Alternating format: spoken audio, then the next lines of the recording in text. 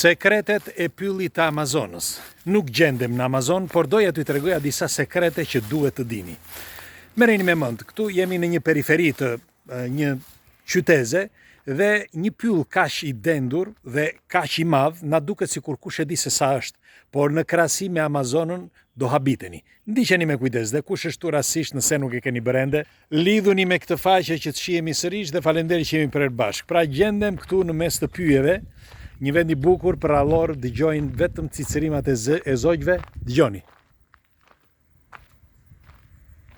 Nuk e di dëgjojnë apo jo, por doja t'ja u tregoja sepse është një vend i bukur, por dëgjoni me kujdes, atë që do t'ju them për sa i përket Amazonës. Duhet të dini që pylli i Amazonës është pylli më i madh i planetit. Është 7 milion metra katror. T'ja u përsëris? E dini se sa është 7 milion metra katror? Merreni me mend që Shqipëria është 28.000 metra katror. Pra i gjithë territori shqiptar. Tani merreni me mend se sa janë 7 milion kilometra katror. Dhe duhet të dini që brenda Amazonës gjenden rreth 400 prisni sepse ka surpriza. 400 fise aborigjenësh. Pra 400 fise. Dhe 11 prej këtyre fiseve as që nuk e kanë iden fare të botës atje jashtë. Sepse rreth 4 nga këto fise nuk kanë komunikim fare me botën që njohim. Pra për sa i përket për shembull teknologjisë, telefonave apo televizorave e tjerë. Jetojnë sikur të jetonin si në kohën e para erëson. Pse po ju tregoj këtë?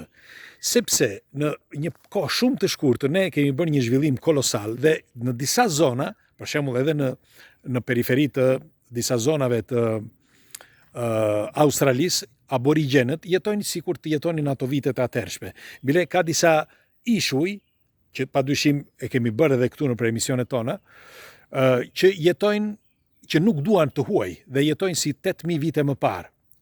Ishuj që gjenden në oqeani, ishuj të vegjël, por aborigjenët e këtyre anëve, pra atyre ishujve atje, jetojnë sikur të jetonin atë kohë. Tani, pse po ju tregoj për sekretet e Amazonës? A e dini se çfarë është zbuluar në vitin 2023 në Amazon? Në Amazon, në vitin 2023, kanë zbuluar se gjenden në të gjithë territorin e Amazonës rreth 16.000 ndërtesa që nuk i përkasin civilizimit ton. T'ja u përsëris dhe njerë? 16.000 ndërtesa, pra krijime, artefakte, si mund të quhen, 16.000 që nuk i përkasin civilizimin ton. Dhe janë zbuluar me anë të disa sistemeve të radarve, me anë të satelitëve. Nuk dihet se kush i ka ndërtuar, nuk dihet se kush janë, por ajo që do t'ju tregoj më tej është diçka tjetër. Në vitin 2025 u zbulua piramida e Amazonës. Pra në Amazon është zbuluar një piramidë dhe askush nuk e thot këtë. Tani, çfarë mendimi kam unë për këtë piramidën?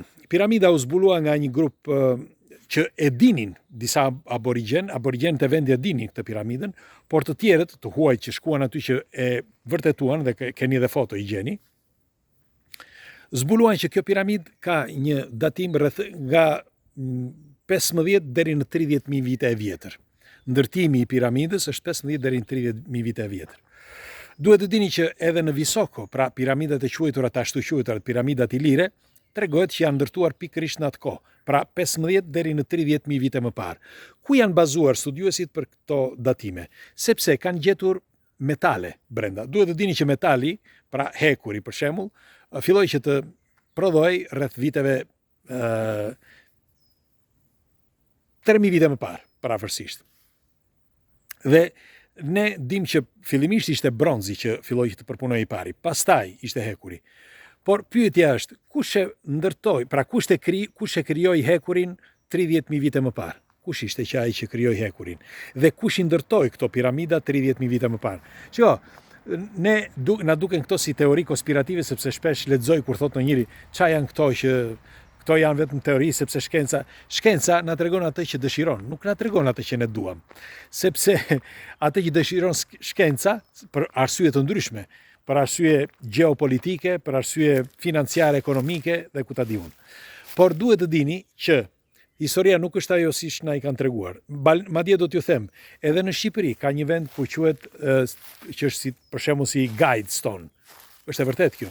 Pra ka ndërtesa të bëra me gur që datojnë rreth 30.000 vite më parë. Pikërisht pra quhet tamam si ajo e Guidestone. Dhe një studiues shqiptar më kishte shkruar para ca kohësh që ai kishte kohë që fliste për këtë, që ai donte të bënte një emision.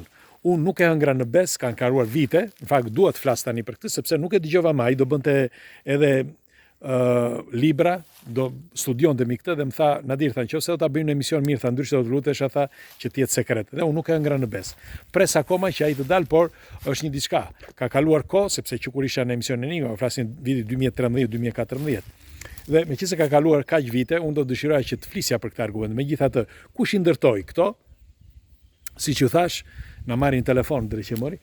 Kush i ndërtoi këto para me qallë 30.000 vite më parë? Kush ishin ata që ndërtuan këto piramida ose dhe këto gur gjigant?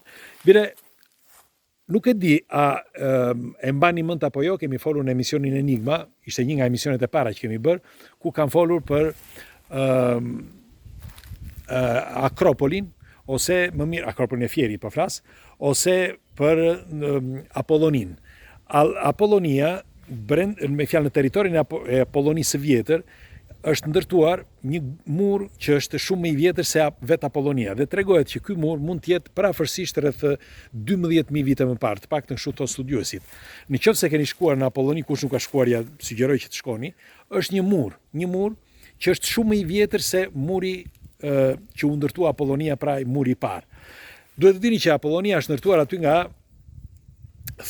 shekulli 4, ka gjasa që mund të jetë ndërtuar edhe më përpara shekullit 4, por dokumentat thonë që është ndërtuar nga shekulli 4 dhe pastaj me kalimin e kohës u bë universiteti, pikërisht aty në Apolloni, dhe Apollonia zgjati një farë kohë derisa filloi pastaj tërmetet e para që rënuan dhe pastaj luftrat.